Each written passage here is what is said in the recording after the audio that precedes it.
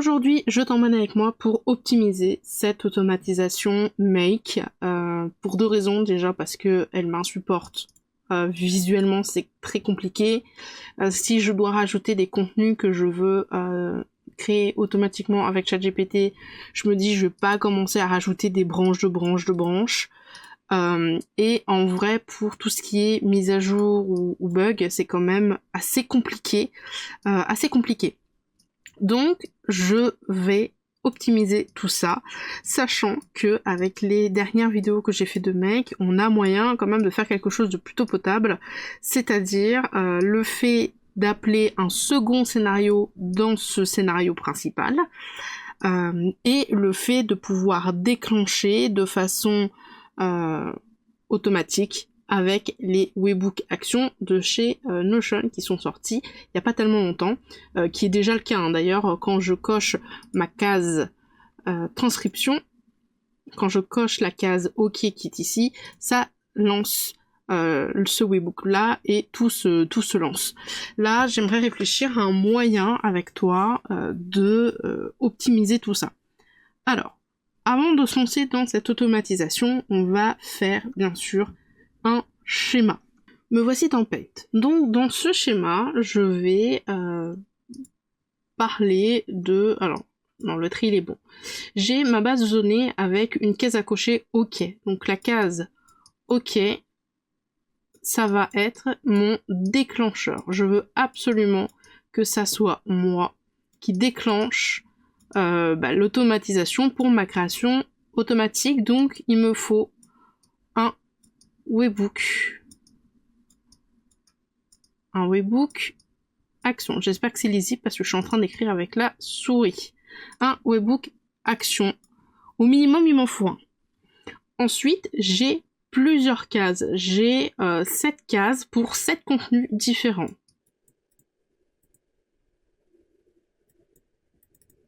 Ce qui implique que j'ai du coup 7 prompts. 7 prompts chat GPT. Potentiellement, je peux avoir entre 1 à 7 prompts max qui vont se lancer parce que j'ai un contenu et je lui demande potentiellement de me faire 2 contenus différents, etc. Et ensuite,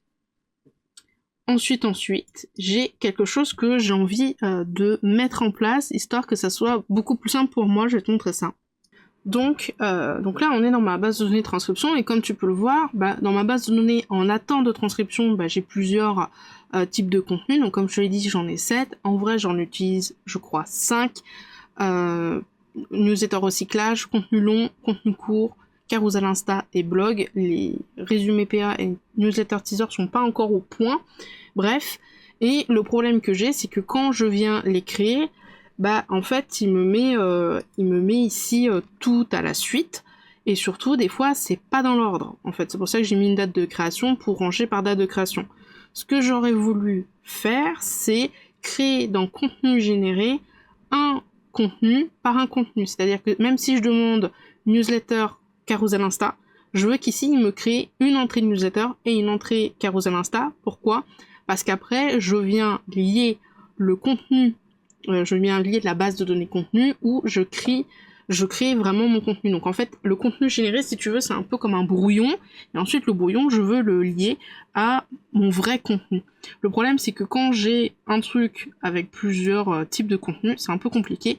Et pour me repérer, j'aimerais aussi mettre en place, par exemple, une sélection simple, une sélection classique, où ça me dit, ok, ça c'est un contenu de type carousel, ça c'est un contenu de petit, etc. Et donc ça, il faut que je le prenne en compte aussi dans mon optimisation finalement. Alors c'est pas forcément une optimisation de type ça va mieux marcher, je pense pas que je vais vraiment utiliser plus d'opérations en vrai dans cette optimisation, mais c'est plutôt de l'optimisation dans ma propre gestion et dans visuellement pour pouvoir m'aider à me repérer. et que je perds pas 3 siècles.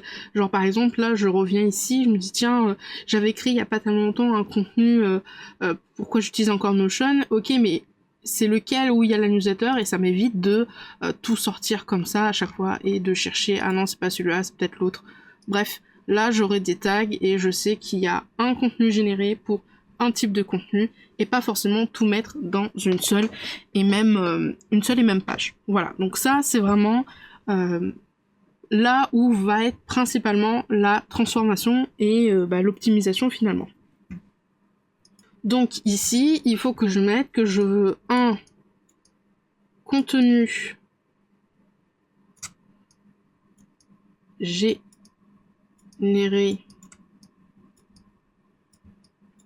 par type plus le select. Une sélection. Le select. Une sélection égale type de contenu. J'espère vraiment que c'est assez lisible parce que c'est pas pratique d'écrire avec la souris. Donc voilà un petit peu comment je compte faire ça. Et pour m'aider à faire tout ça, eh ben, il va nous falloir le scénario, donc appel second scénario. Déjà, ce sera beaucoup plus simple pour gérer les erreurs parce que je saurai exactement quel scénario bug, plus, comme je l'ai dit, le webhook action. Alors, comment est-ce que j'imagine la chose ? Ça va être fort simple. Ok. Donc, on va avoir notre base de données et on va... alors, je réfléchis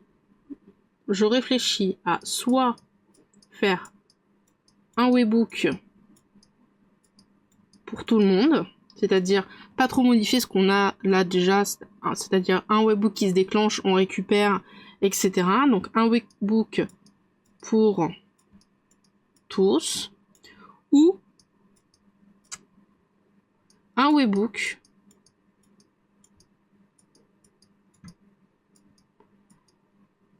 par type. C'est-à-dire, je fais un filtre dans Notion qui dit, donc j'ai plusieurs filtres en fait, un filtre par, donc une vue filtrée par type, et si la case elle est cochée, tu l'affiches, etc., etc. Et comme il va rentrer dans ce filtre-là, ça va déclencher l'automatisation, et ensuite on fait directement l'automatisation ChatGPT, etc. Ça, c'est bien. J'apprécie le fait qu'il y ait un webhook par type. Le seul inconvénient qu'on a, c'est que du coup, plus je vais avoir de contenu, plus je vais devoir faire de vues filtrées dans Notion. Ça, c'est un peu chiant. Et surtout, les automatisations Notion, comme je l'ai dit dans une précédente vidéo, des fois, elles sont pas instantanées. Notion, des fois, il est un peu lent, en fait. Faut pas trop le bousquer. Donc, je pense que je vais faire un webhook pour tous. On vient récupérer les informations. On fait un routeur. Je sais pas comment j'écris routeur. On fait un routeur et en fonction du type que c'est, on fait plusieurs scénarios. Donc là, on fait les seconds scénarios. Mais là encore, j'ai un petit couac. C'est que c'est un routeur avec plusieurs routes et je veux vraiment éviter de mettre 36 millions de routes. Je veux éviter de mettre 36 millions de routes. J'ai pas envie de m'enquiquiner en fait. Dans tous les cas, c'est sûr et certain, il y a un scénario par type pour pouvoir ajouter le contenu par type, la sélection, et surtout pour pouvoir dire, bah, quand tu as fait tout ça, donc ça va être ici, quand tout ça c'est bon, tu me décoches la case. La case à décocher, elle va être là-dedans, je pense, mais c'est sûr qu'il y aura un scénario par type. Le tout est de savoir quel est le plus optimisé entre... s'il n'y a pas une autre façon de faire que un routeur ici. en gros, autre solution que à la place de faire des routeurs, l'avantage des routeurs c'est que ça me limite un peu les opérations, mais c'est vraiment le bordel parce qu'à chaque fois dès que je vais créer quelque chose, faut faire un routeur, etc. etc. Une autre solution c'est d'avoir effectivement le webbook, d'aller récupérer dans une liste, dans un select, le type de contenu que je veux. Et comme les prompts, de toute façon, que je mets dans ChatGPT à la base, dans mon automatisation de base, ils sont dans une base de données Notion, c'est d'aller récupérer tout ça, remplacer les variables de Notion avec mes variables du webbook, remplacer, et ensuite de donner ce texte à GPT, de créer la base de données Notion, et là, d'ajouter du coup le texte que GPT me donne dans Notion. Et donc c'est ce que j'ai testé pour l'instant. Qu'est-ce que j'ai fait? Qu'est-ce que j'ai mis en place pour cette optimisation d'automatisation? Alors, voici ce que j'ai mis en place. Et tu vas certainement te faire une réflexion, mais on va d'abord décortiquer cette automatisation. En fait, je me suis retrouvée avec une problématique auquel je n'avais pas du tout pensé à la base, c'est que des fois quand je récupère ma transcription sur AutoScript et que j'ai un fichier en .txt, j'ai certains mots que Notion détecte en mettant en gras, en italique, ou bien directement avec des URL. C'est le cas par exemple de cette transcription. Donc j'ai mis des gras et j'ai mis des liens, je vais y arriver, pour faire le test après, mais par exemple tout en bas, ça c'est de base, quand je fais un copier-coller de cette transcription brute d'un bloc TXT à ici, il détecte le .fr, il détecte que c'est une URL et donc il me met une URL. Le truc que j'avais pas capté sur l'instant T, c'est qu'à chaque fois dès qu'il y a un gras, une italique, une URL, Notion coupe ce texte qui est entier en petits bouts. Et le problème, c'est que si au bout d'un moment, je fais pas en sorte de recoller les morceaux entre eux, mon prompt, en fait, il a la moitié de ma transcription, et donc du coup, son contenu, il est pas vraiment 100% valide et 100% pertinent. Donc, comment est-ce que j'ai fait ça? En gros, je lui ai dit, tu regardes le nombre de petits bouts de texte qu'on a, tu me répètes autant de fois que tu comptes le nombre de petits bouts de texte, tu les mets dans une variable et ensuite tu prends tout ça et tu les colles pour en faire un seul. Ensuite, après, le reste, l'autre partie de l'automatisation, c'est vraiment axé beaucoup plus sur la partie prompt, c'est de regarder combien est-ce que j'ai de tags dans mon champ multiselect. Si j'en ai 2, qu'il en trouve 2, il va répéter cette branche-là 2 fois. S'il trouve 3 tags, il va me répéter cette branche-là 3 fois. Les tags, ce sont tout simplement les types de contenu. Une fois qu'il a trouvé au moins un tag, au moins un type de contenu, je vais chercher dans ma base de données de prompt le prompt en rapport avec le type de contenu. Si j'ai sélectionné dans la liste blog, il va me chercher ici blog et il va me récupérer ce prompt-là. Une fois que c'est fait, le problème, c'est que dans ce prompt-là, j'ai pas mis ma transcription. Forcément, parce que c'est un prompt générique qui va devoir s'adapter à chaque transcription. Et donc, qu'est-ce que j'ai fait? J'ai tout simplement mis en bas une sorte de variable accolade contenu origine et je vais dire dans ce module-là, dès que tu vois contenu origine dans ce prompt, tu vas tout simplement le remplacer par notre transcription que j'ai recollée en une seule transcription. Elle était démorcelée en plusieurs bouts et hop, on l'a refixé ensemble et c'est le module 39 et c'est celui-ci. Une fois que c'est fait pour chaque type de sélection, parce que je veux absolument, c'est ça la nouveauté dans ma gestion d'automatisation, je veux absolument avoir un contenu par ligne et surtout savoir d'un seul coup d'œil, ok, ici c'est un carousel Instagram, ici c'est une newsletter pour que ce soit beaucoup plus simple pour moi. Et donc à chaque type de contenu qu'on aura trouvé dans le sélection multiple, il va me créer une entrée dans la base de données. À des fins de test, au début, là, pour que je puisse voir si tout fonctionne bien, j'ai dit à Make de m'ajouter le prompt entier dans le contenu de cette page. Ensuite, on donne le prompt entier à ChatGPT. Et enfin, on ajoute dans cette même page, à la suite, tout simplement la réponse de ChatGPT. Et ici, c'est tout simplement, pour moi, visuellement, de me dire, ok, s'il a terminé la première ligne sans encombre, il va passer à la seconde ligne, à la seconde branche, et donc on va supprimer tout ce qu'on avait mis dans la sélection multiple à la base, et on va décocher. C'est ce qui va me permettre, moi, quand je vais être dans Notion, de pouvoir me dire, ok, ça c'est décoché, donc ça veut dire qu'il a bien fait son job. Si je me rends compte que c'est toujours coché, après, je sais pas, 5-10 minutes, je vais me dire, ok, il y a un problème quelque part, il y a quelque chose qui s'est passé. On va faire un test du coup avec ce prompt-là, tester des outils, parce que j'ai mis des URL ici, un petit peu partout, j'ai mis du gras aussi un petit peu partout de façon exprès. Encore une fois, je le redis, le seul élément que j'ai pas ajouté, moi, c'est l'URL à la fin. Alors, on va dire que je veux une newsletter teaser, un blog et un carousel Instagram. Je vais lancer en run comme ça. Alors je lance en run là pour le test. En vrai, il va être mis en on et dès que je vais cocher, ça va lancer le webhook. Mais là, c'est pour que ça soit beaucoup plus rapide. Et je vais cocher ici. Donc là, normalement, dans un premier temps, il va tester. Il va trouver notre page, donc il l'a trouvé, et comme tu peux le voir dans écrit contenu écrit brut, on a 9 éléments, c'est-à-dire qu'il a pris mon élément et en fonction de quand il y a du gras, quand il y a des URL, quand il y a des petites choses, il les a découpés. Donc le premier c'est un type texte classique, le deuxième en fait il l'a mis, mais en fait c'est parce que c'est une URL, donc hop il l'a mis dans une autre boîte par exemple. Ici il le remet classique parce qu'il n'y a rien, c'est que du brut, il n'y a pas de gras, il n'y a rien, c'est ok. Là, ici, pourquoi il l'a mis de côté? Parce que si je vais dans la notation, il y a du gras, donc pareil, il me l'a mis de côté, etc., etc. Et donc il m'a fait ça à chaque fois.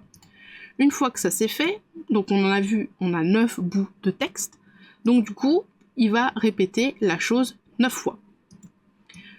Je vais donc mettre 9 fois, faire 9 opérations pour pouvoir mettre tout ça dans une variable. Donc je pense que je pourrais directement supprimer cette variable, mais pour l'instant, dans une phase de test et de compréhension de l'automatisation, je l'ai laissé là pour qu'on puisse bien voir. Et là, ici, on récupère nos 9 petits bouts, tu vois, nos 9 petits bouts de texte, et il va les mettre à la suite pour nous créer finalement notre gros bout de texte pour tout recoller ensemble. Donc ça c'est vraiment la partie mise en forme du coup de la transcription qui parfois peut être amenée à être coupée en plusieurs bouts. Et là on va passer sur le prompt. Donc comme je l'ai précisé dans la transcription, on voulait 3 types de contenus. Newsletter teaser, le blog et les carousels Instagram. Donc ça, il y en a 3. Pourquoi est-ce qu'il en a trouvé 3? Parce que dans mon webbook, dans les propriétés, sélection multiple, multi-select, on en a bien 3. Blog, newsletter teaser et carousel Instagram. Pour chaque on va dire boucle, donc 1, 2 et 3, il va chercher dans la base de données prompt, il va nous chercher blog parce que le champ s'appelait blog, il va nous chercher newsletter elixir parce que le champ dans le multi-select s'appelle newsletter elixir, etc., etc. Ici, il vient récupérer à chaque fois pour chaque prompt, donc à chaque fois, à chaque passage, il va récupérer le prompt qui est ici. Et dès qu'il va détecter le contenu d'origine, il va mettre le texte qu'on a relié en un seul gros texte, c'est ma transcription. Il va nous mettre la transcription à la place de accolade contenu origine. Une fois que c'est fait, il nous a bien créé en bas une ligne par sélection qu'on avait fait. Donc ça c'est bon. Ensuite ici il y a des phases de compréhension et de test, mais pareil je pourrais l'enlever. On vient ajouter le prompt avec la transcription et le prompt qu'on va donner dans ChatGPT pour bien voir qu'il a tout mis. On va le mettre dans le content, dans le contenu de la page. Donc si je vais ici dans transcription, dans newsletter teaser, hello, je vais te donner un contenu écrit de format écrit. Ce contenu est titré titre. Bon, ça, je m'en suis pas encore occupée. Voici 2 exemples de newsletters. Donc là, je vais copier-coller 2 newsletters que j'ai envoyés il y a très longtemps. Et là, à ton tour, écris une infolette pour, bon là, j'ai pas mis le champ, etc., etc. Contenu d'origine. Et là, on a bien le début de ma transcription. Bienvenue dans le podcast La Pause Café. Et si je glisse tout en bas, j'ai bien la fin de ma transcription avec si tu veux aller plus loin, rendez-vous sur camille-davidpekins.fr. Donc ça, je sais que c'est ma fin d'outro de mon épisode de podcast. Donc ça veut dire que dans mon prompt que je vais donner à ChatGPT, j'ai bien les instructions et le contenu d'origine, la transcription, donc ça c'est good. Une fois que ça c'est fait, on va donner le contenu à ChatGPT. Donc ici, par exemple, pour celui-là, donc le premier c'était le blog, dans le message, contenant, voici un format long de type écrit, tu as rédigé, ah non c'était l'email, pardon, l'email, et on va bien tout en bas, le contenu d'origine, et on va bien tout en bas, et on voit que effectivement il a bien pris et la transcription qu'il a mis à la place de accolade contenu d'origine, et les instructions du prompt, et ensuite la réponse de ChatGPT, parce que c'est quand même ce qui nous intéresse, eh ben je la mets à la suite.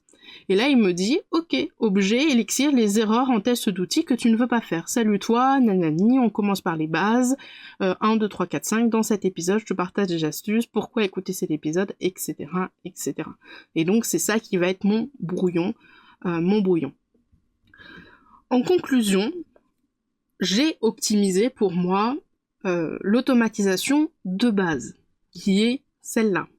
Attention, j'ai optimisé pas dans le sens auquel tu penses. Souvent, quand je parle d'optimisation à mes clientes et à des gens autour de moi, on pense souvent optimisation en termes de coût d'opération. Et encore, je suis sûre qu'il y a certains modules, par exemple celui-là, je peux le virer, et celui-là, je peux carrément, je pense, l'enlever. Actuellement, cette opération, pour 3 types de contenus, me consomme 32 opérations et 47 secondes. Celle-ci, pour 3 types de contenus, consomme seulement 9 opérations. Donc c'est sûr que si on regarde juste en termes d'opérations, celle-ci est beaucoup plus intéressante. Enfin, je pense pas que je vais vraiment utiliser plus d'opérations dans cette optimisation. Par contre, si on regarde en termes de simplification, d'adaptabilité et de maintenance, très clairement, celle-là, elle est à éviter. Pourquoi ? Parce que si jamais j'ai besoin de changer un prompt ChatGPT, très clairement, c'est super chiant. En plus, c'est super long. Et c'est super chiant à changer à chaque fois. Voilà. Bon, là, j'ai pris le plus petit, mais si je reprends par exemple le blog, le temps que ça s'affiche, voilà, c'est vraiment pas foufou. Bref. Deuxième point, si jamais je veux rajouter par exemple un type de contenu de type description YouTube, description d'épisode de podcast, post sur Thread ou un post LinkedIn, va falloir que je crée des branches. Et créer des branches, au bout d'un moment, c'est juste illisible et c'est juste pas possible. Alors que ici, effectivement, cette opération me coûte beaucoup plus d'opérations. Enfin, cette automatisation me coûte beaucoup plus d'opérations.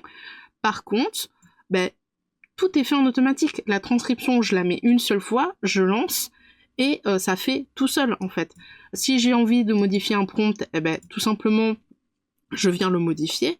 Si je veux garder un prompt, on va dire un ancien prompt dans ma botte en mode au secours, il me suffit juste tout simplement de dupliquer un truc, de le modifier, et là j'ai marqué par exemple ancien, donc ça c'est le premier prompt que j'ai utilisé pour celle-ci. Donc je l'ai gardé sous le coude et j'ai marqué ancien devant.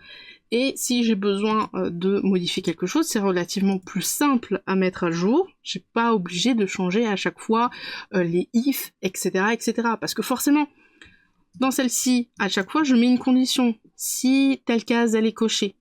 Mais si je rajoute 3 autres cases, il va falloir que je rajoute à chaque fois que je modifie les filtres, plus que je fasse un nouveau prompt ici, plus que j'ajoute ce module-là Notion. Bref, c'est du temps de perdu, et c'est pour ça que c'est pas optimisé. Et c'est pour ça que ça me convient pas.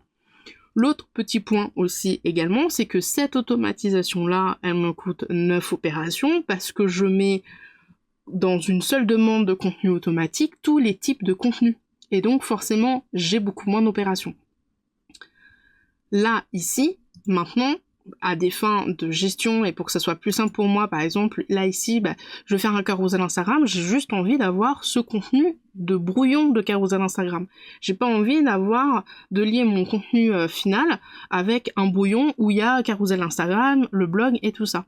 Et donc c'est pour ça que j'ai voulu séparer chaque type de contenu par type de contenu et la sélection ici pour m'y retrouver, parce que avant j'avais pas la sélection.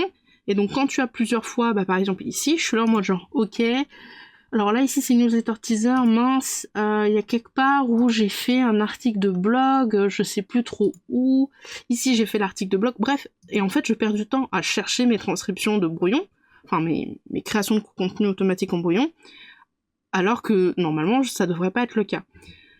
Je pense, je n'ai pas envie de faire le test, parce que j'ai passé tout un week-end à faire ça, mais je pense que si je devais, en gardant ça, je pense que si je devais utiliser cette automatisation-là telle quelle pour pouvoir faire un contenu par type, et ici, en ajoutant à chaque fois la sélection, je pense que j'utiliserais certainement beaucoup plus d'opérations. J'ai pas envie de réfléchir à ça pour savoir si c'est le cas ou pas, j'ai pas envie de le mettre en place si c'est le cas ou pas, parce que, comme je t'ai dit, j'ai passé un week-end à faire celle-ci. Donc voilà, je vais m'abstenir, mais voilà, du coup, l'opération finale pour de la création de contenu en automatique et semi-automatique. Voilà. J'espère que cette vidéo t'aura plu, j'espère que t'auras à peu près tout suivi. Si jamais t'as des questions, n'hésite pas. Et puis on se retrouve prochainement pour une prochaine vidéo. Salut!